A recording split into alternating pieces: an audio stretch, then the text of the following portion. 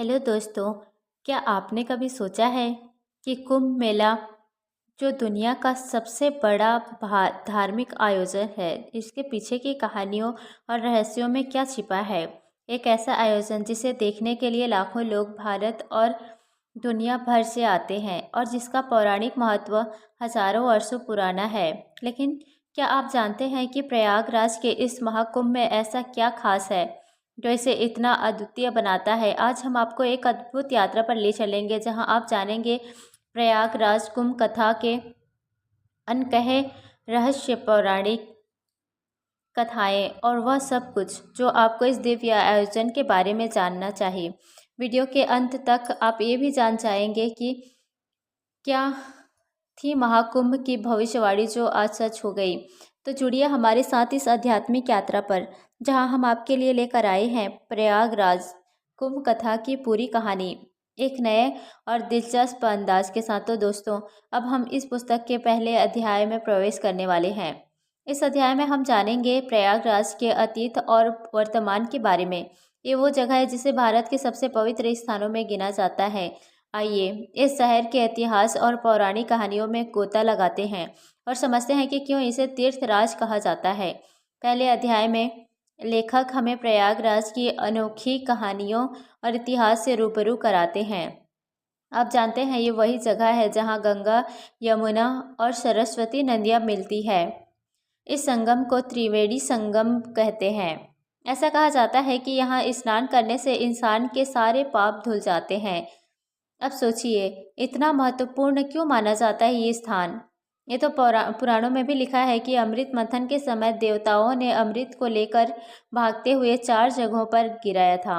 ये 4 स्थान हैं हरिद्वार, उज्जैन, नासिक और हमारा प्रिय प्रयागराज। और इसीलिए इन जगहों पर कुंभ मेला का आयोजन होता है। आपने शायद सुना होगा कि इस शहर का नाम पहले इलाहाबाद था, लेकिन क्या आप जानते हैं कि इसे अकबर ने ये नाम दिया था। असल में इस शहर का असली नाम था प्रयाग, जिसका मतलब है यज्ञों की भूमि।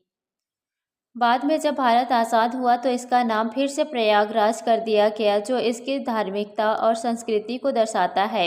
यहाँ पर एक और ख़ास जगह है जिसे अक्षयवट कहते हैं। ये वो पेड़ है जिसे अमर माना जाता है। लोग यहाँ आकर इस पेड़ के दर्शन करते हैं और मानते हैं कि यह उन्हें मोक्ष दिला सकता है। इसके अलावा यहाँ सरस्वती कूप भी है, जो अदृश्य सरस्वती नदी का प्रतीक है, जिसके बारे में हमने सुना है। इतना ही नहीं, प्रयागराज ने हमारे स्वतंत्रता संग्राम में भी बड़ी भूमिका निभाई थी। यहाँ पर आनंद भवन है, जो नेहरू परिवार का निवास स्थान था। ये जगह भारतीय स्वतंत्रता संग्राम के दौरान महत्वपूर्ण केंद्र बन गई थी। तो ये अध्याय हमें प्रयागराज के धार्मिक, ऐतिहासिक और सांस्कृतिक महत्व के बारे में विस्तार से बताता है। यहाँ हर चीज़ में एक कहानी छिपी है और यही इस शहर को इतना खास बनाती है। तो दोस्तों, अब हम इस यात्रा को आगे बढ़ाते हैं और दूसरे अध्याय में जानते हैं कि प्रयागराज कुंभ की शुरुआत कैसे हुई और इसका महत्व क्या है। यह अध्याय हमें उस कुंभ मेले की कहानी बताता है जिसे देखने के लिए लाखों लोग श्रद्धालु दुनिया भर से आते हैं। आइए इस अध्याय को शुरू करते हैं। इस अध्याय में लेखक हमें प्रयागराज कुंभ की उत्पत्ति और इसके पीछे छिपे पौराणिक तथ्यों से अवगत कराते हैं। आपने शायद सुना होगा कि कुंभ मेला दुनिया का सबसे बड़ा धार्मिक आयोजन है, लेकिन इसकी शुरुआत कैसे हुई? इसका जवाब हमें अमृत मंथन की कहानी में मिलता है। सब देवता और असुर अमृत के लिए समुद्र मंथन कर रहे थे। तब अमृत का कलश लेकर देवता भागे और 4 स्थानों पर अमृत की बूंदें गिराई। प्रयागराज, हरिद्वार, उज्जैन और नासिक।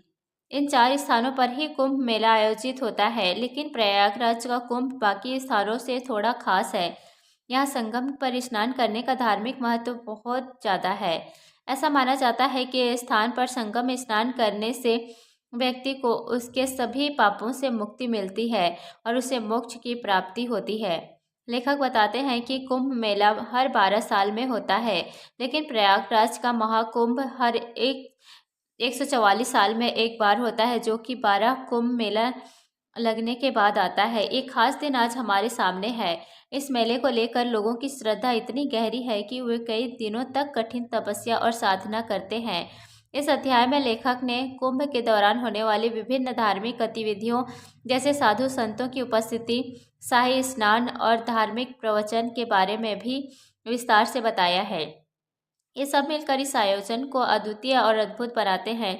तो ये अध्याय हमें प्रयागराज कुंभ की पृष्ठभूमि और इसके महत्व के बारे में समझाता है। कुंभ मेला न केवल एक धार्मिक आयोजन है, बल्कि यह भारतीय संस्कृति और परंपराओं का जीवन उदाहरण है। दोस्तों, अब हम तीसरे अध्याय में प्रवेश करने जा रहे हैं, जहां हम जानेंगे कि कुंभ मेले के दौरान कौन कौन सी धार्मिक गतिविधियां होती है और साधु संतों के मेले में क्या भूमिका होती है। ये अध्याय कुंभ मेले की आध्यात्मिकता और परंपराओं को समझने का एक अनूठा अवसर है। आइए इसे विस्तार से जानते हैं। इस अध्याय में लेखक ने कुंभ मेले के दौरान होने वाले विभिन्न धार्मिक गतिविधियों और साधु संतों के योगदान पर गहराई से प्रकाश डाला है। जब आप कुंभ मेले की बात करते हैं तो सबसे पहले ध्यान आता है शाही स्नान का। यह स्नान कुंभ मेले का सबसे महत्वपूर्ण और पवित्र अनुष्ठान माना जाता है। शाही स्नान के दिन विभिन्न अखाड़ों के साधु संत पहले स्नान करते हैं और उनके बाद आम श्रद्धालु। इस दिन गंगा नदी के तट पर श्रद्धालुओं की भारी भीड़ होती है, जो अपने पापों से मुक्ति पाने के लिए इस पवित्र स्नान को करना अपना धर्म मानते हैं। लेखक बताते हैं कि कुंभ मेले में अखाड़ों की उपस्थिति बहुत महत्वपूर्ण होती है। अखाड़े वे संगठन है जो साधु संतों के समूह होते हैं। ये साधु विभिन्न परंपराओं और आध्यात्मिक मार्गों का पालन करते हैं। वे अपने अपने गुरुओं के नेतृत्व में कुंभ मेले में आते हैं और यहाँ अपनी शक्ति, साधना और भक्ति का प्रदर्शन करते हैं। कुंभ मेले में साधु संतों की उपस्थिति एक विशेष आकर्षण होती है। यहाँ आपको विभिन्न प्रकार के साधु मिलेंगे। नागा साधु जो बिना वस्त्र के रहते हैं, और खट साधु जो शमशान में तपस्या करते हैं, और महामंडलेश्वर जो अपने ज्ञान और साधना के लिए जाने जाते हैं। ये साधु कुंभ मेले में अपने अनुयायियों को आशीर्वाद देते हैं और उनके साथ धार्मिक प्रवचन करते हैं। इसके अलावा कुंभ मेले में अनेक यज्ञ, हवन और धार्मिक अनुष्ठान भी होते हैं। लोग यहाँ आकर अपने पूर्वजों की आत्मा की शांति के लिए पिंडदान करते हैं और संतों से धर्म और आध्यात्मिकता के बारे में सीखते हैं। लेखक ने इस अध्याय में यह भी बताया है कि कुंभ मेला केवल धार्मिक आयोजन नहीं है, बल्कि यह आध्यात्मिकता और संस्कृति का संगम भी है। यहाँ आप भारतीय संस्कृति, परंपराओं और धार्मिक विश्वासों की झलक देख सकते हैं। तो यह अध्याय हमें कुंभ मेले की धार्मिक गतिविधियों और साधु संतों की भूमिका के बारे में गहराई से समझाता है, जो इसे एक अद्वितीय आयोजन बनाते हैं। दोस्तों, अब हम चौथे अध्याय में प्रवेश करने जा रहे हैं, जहां हम जानेंगे कि कुंभ मेले में अखाड़ों का क्या महत्व है और वे कैसे काम करते हैं। यह अध्याय आपको कुंभ मेले की संगठनात्मक संरचना और अखाड़ों के ऐतिहासिक और धार्मिक महत्व से अवगत कराएगा। आइए इसे विस्तार से जानते हैं। इस अध्याय में लेखक ने कुंभ मेले में अखाड़ों की भूमिका और उनकी संरचना को विस्तार से समझाया है। अखाड़े उन साधु संतों के संगठन होते हैं जो कुंभ मेले में एक विशेष स्थान रखते हैं। अखाड़ों की शुरुआत का इतिहास बहुत पुराना है। ये संगठन मूल रूप से आदि शंकराचार्य द्वारा स्थापित किए गए थे, जिनका उद्देश्य हिंदू धर्म की रक्षा करना और इसे बढ़ावा देना था। अखाड़े विभिन्न धार्मिक और आध्यात्मिक परंपराओं का पालन करते हैं और उनके अनुयायी इन्हीं परंपराओं के अनुसार जीवन जीते हैं। कुंभ मेले में अखाड़े एक महत्वपूर्ण भूमिका निभाते हैं। ये अखाड़ों के साधु संतों के लिए अपने अनुयायियों के साथ मिलने और उन्हें धर्म का ज्ञान देने का एक मंच होता है। अखाड़ों का नेतृत्व उनके महामंडलेश्वर करते हैं, जो अपने अखाड़े के सबसे वरिष्ठ और प्रतिष्ठित संत होते हैं। लेखक ने इस अध्याय में विभिन्न प्रकार के अखाड़ों के बारे में बताया है, जैसे शैव अखाड़े जो भगवान शिव की पूजा करते हैं, और वैष्णव अखाड़े जो भगवान विष्णु के अनुयायी हैं। इसके अलावा उदासीन अखाड़े और निर्गुणी अखाड़े भी हैं, जो अलग अलग आध्यात्मिक मार्गों का अनुसरण करते हैं। हर अखाड़े का एक निश्चित गुरु शिष्य परंपरा होती है और वे अपने शिष्यों को धार्मिक शिक्षा और आध्यात्मिक साधना के लिए प्रशिक्षित करते हैं। कुंभ मेले में इन अखाड़ों का शाही स्नान एक भव्य आयोजन होता है, जिसमें हर अखाड़ा अपने बारी के अनुसार संगम में स्नान करता है। यह स्नान कुंभ मेले का सबसे महत्वपूर्ण हिस्सा होते हैं। अखाड़ों की उपस्थिति कुंभ मेले को एक आध्यात्मिक और सांस्कृतिक महोत्सव में बदल देती है। यहाँ साधु संतों का ज्ञान, भक्ति और तपस्या श्रद्धालुओं को प्रेरित करती है और उन्हें आध्यात्मिकता के मार्ग पर चलने के लिए प्रोत्साहित करती है। इस अध्याय में लेखक ने यह भी बताया है कि अखाड़े न केवल धार्मिक केंद्र होते हैं, बल्कि वे सामाजिक और सांस्कृतिक गतिविधियों में भी भाग लेते हैं। इस संगठन समाज में धार्मिक जागरूकता फैलाने और धर्म की रक्षा के लिए काम करता है। तो ये अध्याय हमें अखाड़ों के महत्व और उनकी संरचना के बारे में गहराई से समझाता है, जो कुंभ मेले को एक विशेष और अद्वितीय आयोजन बनाते हैं। दोस्तों, अब हम 5वें अध्याय में प्रवेश करने जा रहे हैं, जहां हम जानेंगे कि कुंभ मेला भारतीय समाज और संस्कृति में क्या भूमिका निभाता है। इस अध्याय में हम देखेंगे कि यह आयोजन सिर्फ धर्म से जुड़ा नहीं है, बल्कि यह समाज के विभिन्न पहलुओं को जोड़ने का भी काम करता है। आइए इसे विस्तार से समझते हैं। इस अध्याय में लेखक हमें बताते हैं कि कुंभ मेला सिर्फ एक धार्मिक पर्व नहीं है, बल्कि यह भारतीय समाज के सभी पहलुओं को एकजुट करने का एक अद्भुत माध्यम है। आपने कभी सोचा है कि इतना बड़ा आयोजन सिर्फ धार्मिक क्यों होता है? असल में कुंभ मेला समाज के सभी वर्गों, जातियों और पंथों को एक जगह जोड़ता है। ये एक ऐसा अवसर है जब हर इंसान, चाहे वह गरीब हो या अमीर, ऊंची जाति का हो या नीचे जाति का, सब एक साथ एक पवित्र स्थान बनाते हैं और एक ही उद्देश्य के लिए, अपनी आत्मा की शुद्धि और मोक्ष प्राप्ति। लेखक के अनुसार कुंभ मेला समाज में समानता और एकता का संदेश देता है। यहाँ आने वाले श्रद्धालु न केवल धार्मिक कार्य करते हैं, बल्कि वे एक दूसरे से संवाद करते हैं, विभिन्न संस्कृतियों के बारे में सीखते हैं और आध्यात्मिक दृष्टिकोण से अपनी सोच और जीवन को बदलने का प्रयास करते हैं। कुंभ मेला समाज के लिए एक सामाजिक संगम ही है। यहाँ हर प्रकार के लोग आते हैं, किसान, व्यापारी, श्रमिक, विद्यार्थी और यहाँ तक कि साधु संत भी। ये एक जगह होती है जहाँ लोग अपने अनुभवों, विचारों और भावनाओं को एक दूसरे से साझा करते हैं। लेखक ने भी उल्लेख किया है कि यहाँ होने वाली समाज सेवा और सेवा कार्य कुंभ मेले को एक सामाजिक आंदोलन की तरह बना देती है। कुंभ मेला समाज में धार्मिक जागरूकता बढ़ाने का एक बहुत बड़ा साधक बन चुका है। यहाँ आने वाले श्रद्धालु सिर्फ खुद के लिए नहीं, बल्कि अपने परिवार और समाज के लिए भी आशीर्वाद प्राप्त करने की इच्छा रखते हैं। यहाँ होने वाली धार्मिक चर्चाएं, साधु संतों के प्रवचन और भजन कीर्तन समाज में धार्मिक समरसता समरसता और शांति की भावनाओं को फैलाते हैं।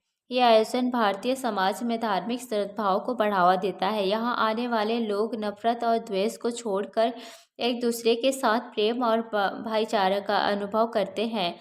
इस अध्याय में लेखक ने कुंभ मेले को भारतीय समाज के लिए आध्यात्मिक चेतना और संस्कारों का स्रोत बताया है।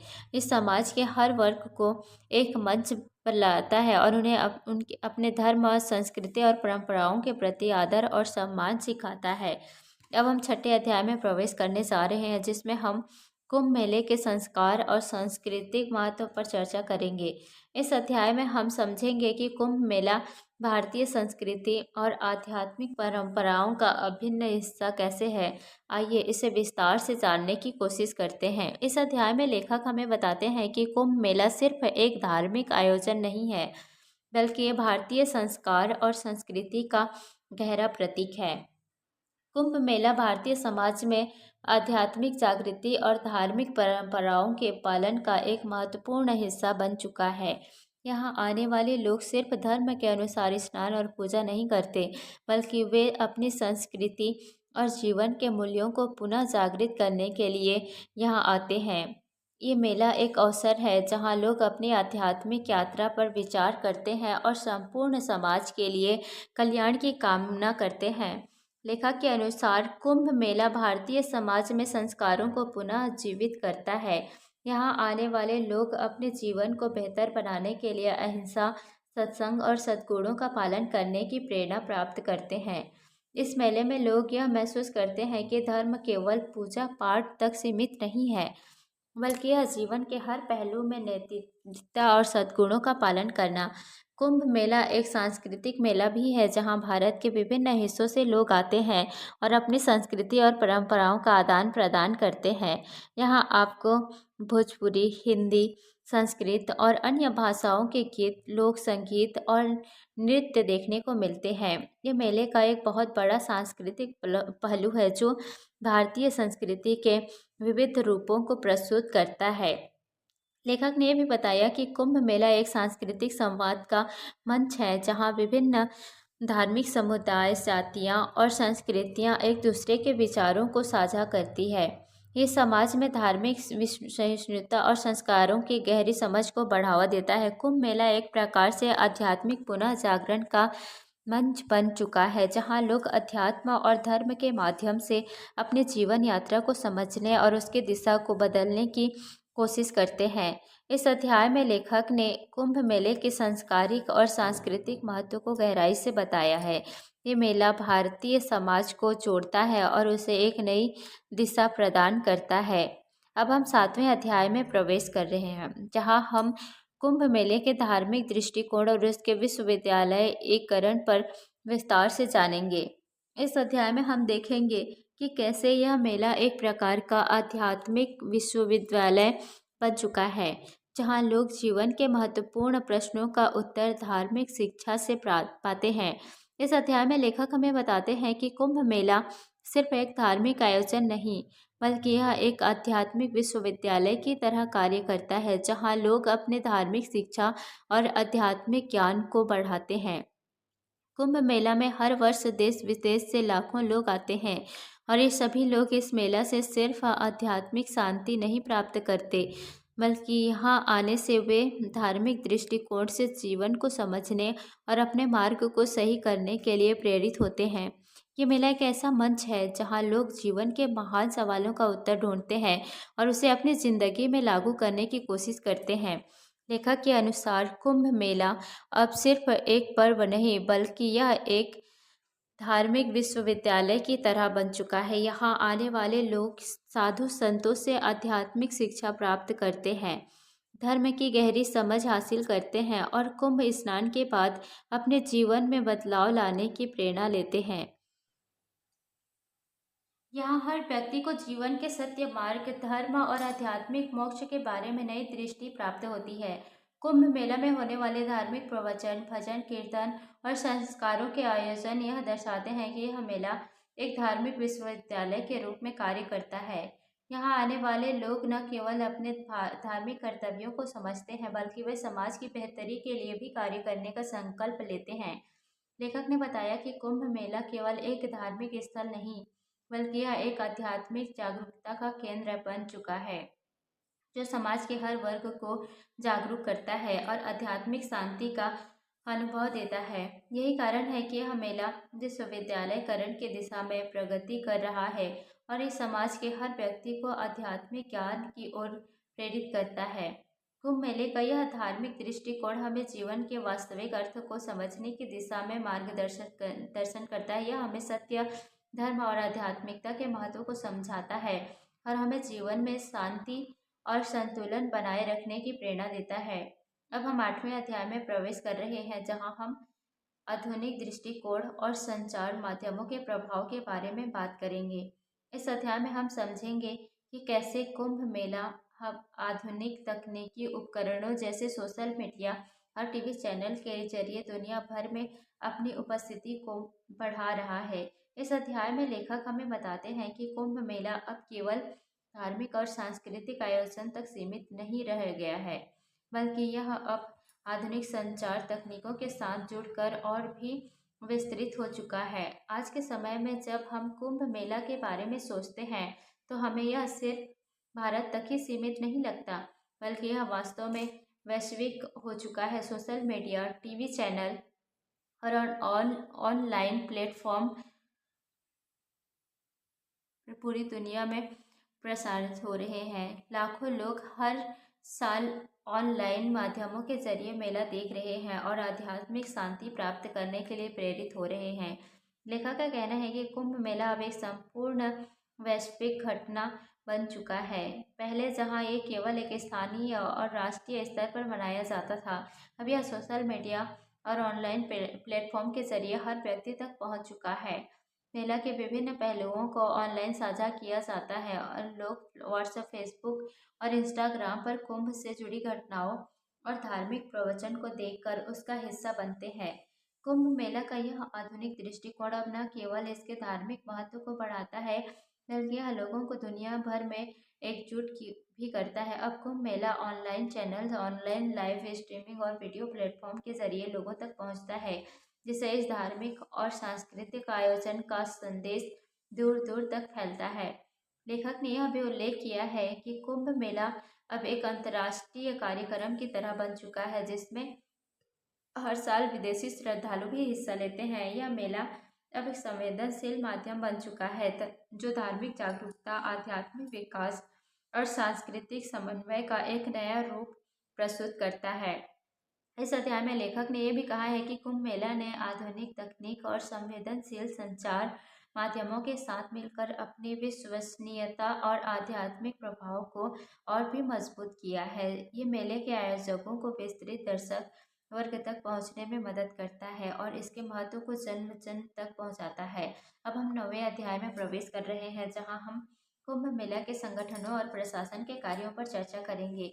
इस अध्याय में हम देखेंगे कि कैसे कुंभ मेला बड़ी संख्या में श्रद्धालुओं की भीड़ को संभालने और उसे सुरक्षित रखने के लिए विभिन्न प्रशासनिक और संगठनात्मक प्रयास किए जाते हैं।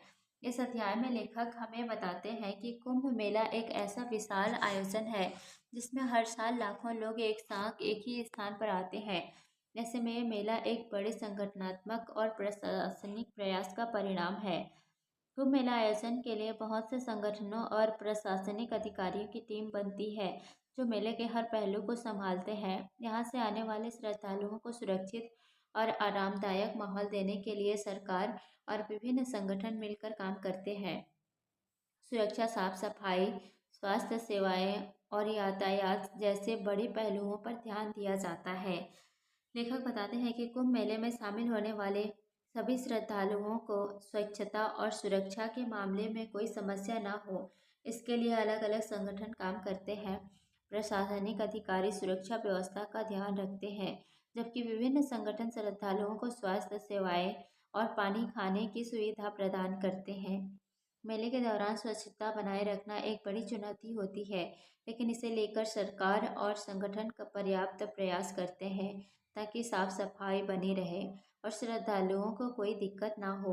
इसके अलावा कुंभ मेला में आध्यात्मिक गतिविधियों और धार्मिक आयोजनों का ध्यान रखने के लिए भी एक अलग टीम होती है। ये टीम सुनिश्चित करती है कि सभी कार्यक्रम सही समय पर और सही तरीके से हो। हर एक पहलू जैसे कि स्नान स्थल, धार्मिक प्रवचन, आरती और भजन कीर्तन के आयोजन को सही दिशा में चलाने के लिए प्रशासन सक्रिय रहता है। लेखक ने यह भी उल्लेख किया है कि कुंभ मेला एक सामूहिक प्रयास का परिणाम है, जिसमें न केवल सरकारी संगठन बल्कि गैर सरकारी संगठन यानी एनजीओ और धार्मिक संगठनें भी सक्रिय भूमिका निभाती है। इन सभी संगठनों के समन्वय से ही कुंभ मेला इतना व्यवस्थित और सुरक्षित बन पाता है। इस अध्याय के अंत में लेखक यह बताते हैं कि कुंभ मेला के संगठन और प्रशासन का कार्य बहुत ही चुनौतीपूर्ण होता है, क्योंकि लाखों श्रद्धालुओं की भीड़ को संभालना और उनके लिए सुरक्षित वातावरण तैयार करना एक बड़ी जिम्मेदारी है। लेकिन इन सभी प्रयासों के बावजूद कुंभ मेला अपने उद्देश्यों में सफल रहता है और श्रद्धालुओं को आध्यात्मिक संतोष प्रदान करता है। अब हम 10वें अध्याय में प्रवेश कर रहे हैं, जहां हम कुंभ मेला के सामाजिक और सांस्कृतिक प्रभाव पर चर्चा करेंगे।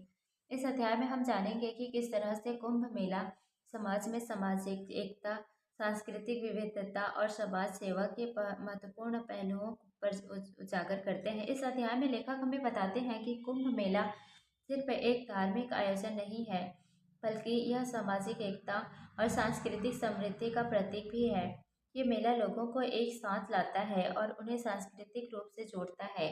कुंभ मेला में न केवल भारत के विभिन्न हिस्सों से लोग आते हैं, बल्कि यह अंतर्राष्ट्रीय भी बन चुका है। यहाँ पर आने वाले श्रद्धालु विभिन्न सामाजिक वर्गों और धर्मों और संस्कृतियों का प्रतिनिधित्व करते हैं। मेला एक ऐसे स्थल के रूप में कार्य करता है जहाँ लोग सभी भेदभावों को भूलकर एक साथ आकर अपने आध्यात्मिक और सामाजिक कर्तव्यों को पूरा करते हैं। इस प्रकार कुंभ मेला एक सामाजिक समरसता का प्रतीक बन चुका है। लेखक बताते हैं कि कुंभ मेला न केवल धार्मिक बल्कि सांस्कृतिक दृष्टिकोण से भी महत्वपूर्ण है। यहाँ पर होने वाली सांस्कृतिक गतिविधियाँ जैसे कि नृत्य, संगीत और साहित्य कार्यक्रम भारतीय संस्कृति के विविध पहलुओं को प्रदर्शित करती है। इन कार्यक्रमों में न केवल स्थानीय कलाकार बल्कि देश विदेश से आने वाले कलाकार भी भाग लेते हैं। इस प्रकार कुंभ मेला संस्कृतियों का संगम बन चुका है, जहाँ सभी लोग अपने अपने सांस्कृतिक धरोहरों को साझा करते हैं। कुंभ मेला समाज में सामाजिक बदलाव का एक अवसर भी बनता है। यहाँ पर होने वाली सेवाएं जैसे कि स्वास्थ्य शिविर, मुफ्त भोजन और वस्त्र वितरण लोगों में समाज सेवा की भावनाओं को जागृत करती है। लेखक ने यह भी कहा है कि कुंभ मेला गरीबी और असमानता को समाप्त करने के लिए एक बड़ा सामाजिक मंच बन चुका है। यहाँ पर विभिन्न संगठन स्वयं सेवकों के माध्यम से लोगों की मदद करते हैं और उन्हें बेहतर जीवन जीने के लिए प्रेरित करते हैं। कुंभ मेला ये भी दिखाता है कि कैसे धार्मिक आयोजन समाज में सकारात्मक बदलाव लाने के लिए कार्य कर सकते हैं। यहाँ पर लोग आपसी मतभेदों को भुलाकर एक साथ आते हैं और एक दूसरे की मदद करते हैं। ये मेला समाज में संवेदनशीलता, सहयोग और सद्भावना का एक आदर्श प्रस्तुत करता है। लेखक ने इस अध्याय में ये भी उल्लेख किया है कि कुंभ मेला अब एक सांस्कृतिक धरोहर बन चुका है, जिसे संवर्धन और संरक्षण की आवश्यकता है ताकि आने वाली पीढ़ियों को इसकी महानता का अनुभव हो सके।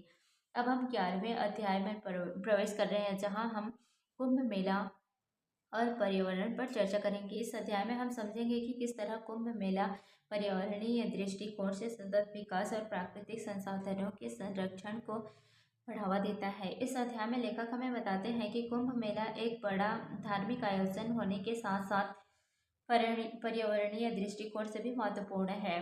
हालांकि लाखों श्रद्धालु हर साल कुंभ मेला में भाग लेते हैं, फिर भी इसके आयोजन के दौरान पर्यावरणीय प्रभाव को ध्यान में रखते हुए विभिन्न उपाय किए जाते हैं। लेखक बताते हैं कि कुंभ मेला में श्रद्धालुओं की बड़ी संख्या के कारण प्राकृतिक संसाधनों का उपयोग बढ़ जाता है, जैसे कि पानी, विद्युत ऊर्जा और सड़क परिवहन। ऐसे में इन संसाधनों का सही तरीके से उपयोग करना और पर्यावरणीय संतुलन बनाए रखना एक बड़ी चुनौती होती है। कुंभ मेला के आयोजन के दौरान स्वच्छता और जल की बचत पर विशेष ध्यान दिया जाता है। प्रशासन द्वारा प्राकृतिक संसाधनों के संरक्षण के लिए कई कार्यक्रम चलाए जाते हैं। जल पुनर्चक्रण, वाटर ट्रीटमेंट प्लांट्स और सोलर पावर जैसी सुविधाएं मेले में लागू की जाती है। इन प्रयासों से कुंभ मेला अब सतत विकास की दिशा में भी एक उदाहरण बन चुका है। कुंभ मेला के आयोजकों ने कचरे का निस्तारण और प्राकृतिक संसाधनों का संरक्षण सुनिश्चित करने के कई कदम उठाए हैं। मेला स्थल पर कचरा प्रबंधन का काम बहुत ही संगठित तरीके से किया जाता है। इसके अलावा इको फ्रेंडली उपायों को बढ़ावा दिया जाता है, जैसे कि जैविक खाद का उपयोग, कागज और प्लास्टिक के विकल्प के रूप में कागजी थैलियाँ और बांस की छड़ी का इस्तेमाल। लेखक यह भी बताते हैं कि कुंभ मेला के आयोजक पेड़ पौधों के संरक्षण के लिए कई योजनाएं चला रहे हैं, जैसे कि वनस्पति सुरक्षा और रोपण अभियान। इन कदमों से कुंभ मेला का आयोजन अब पर्यावरण संरक्षण के संदर्भ में भी एक आदर्श बन चुका है। लेखक इस अध्याय में यह भी बताते हैं कि कुंभ मेला अब इको टूरिज्म का एक महत्वपूर्ण हिस्सा बन चुका है। पर्यावरण की रक्षा के साथ साथ यह आयोजन आध्यात्मिक और सांस्कृतिक गतिविधियों को बढ़ावा देता है। इस प्रकार कुंभ मेला पर्यावरण संरक्षण और सतत विकास की दिशा में एक सकारात्मक कदम है, जो न केवल धार्मिक उद्देश्यों को पूरा करता है बल्कि धरती के संसाधनों की रक्षा भी करता है। अब हम 12वें और आखिरी अध्याय में प्रवेश कर रहे हैं, जहां हम कुंभ मेला के भविष्य और इसके आध्यात्मिक महत्व के बारे में चर्चा करेंगे। इस अध्याय में हम समझेंगे कि कैसे कुंभ मेला आने वाले समय में और भी बड़ा, व्यवस्थित और आध्यात्मिक रूप से प्रभावशाली बन सकता है। इस अध्याय में लेखक हमें बताते हैं कि कुंभ मेला सिर्फ एक धार्मिक आयोजन नहीं है, बल्कि यह एक आध्यात्मिक आंदोलन का प्रतीक भी है। अब ये मेला केवल भारत ही नहीं बल्कि दुनिया भर में एक आध्यात्मिक केंद्र के रूप में स्थापित हो चुका है। लेखक मानते हैं कि आने वाले समय में यह आयोजन और भी विशाल होगा, जहां श्रद्धालु आध्यात्मिक यात्रा के लिए दूर दूर से आएंगे। लेखक कहते हैं कि भविष्य में कुंभ मेला के आयोजन में आधुनिक प्रौद्योगिकी का भी समावेश होगा। ये मेला अब डिजिटल युग में प्रवेश करेगा, जहां श्रद्धालु ऑनलाइन पंजीकरण से लेकर आध्यात्मिक जानकारी तक सभी सेवाओं का लाभ उठा सकेंगे। साथ ही वर्चुअल प्लेटफॉर्म के माध्यम से कुंभ मेला का आध्यात्मिक अनुभव दुनिया भर के लोगों तक पहुंच सकेगा। कुंभ मेला का आध्यात्मिक महत्व दिन ब दिन बढ़ता जा रहा है। लेखक ने यह भी कहा है कि यह मेला सांस्कृतिक एकता और मानवता के संदेश को फैलाने का एक मंच है। यहाँ पर आने वाले श्रद्धालु आध्यात्मिक यात्रा के माध्यम से समाज की भलाई, धर्म की सच्चाई और मानवता के आदर्शों को अपनाते हैं। भविष्य में कुंभ मेला वैश्विक स्तर पर और भी बड़े पैमाने में मनाया जाएगा, जहां दुनिया भर से लोग अपनी आध्यात्मिक तृप्ति के लिए यहाँ आएंगे। ये मेला न केवल भारतीय संस्कृति को विश्व भर में फैलाएगा, बल्कि एक वैश्विक आध्यात्मिक मंच के रूप में स्थापित होगा।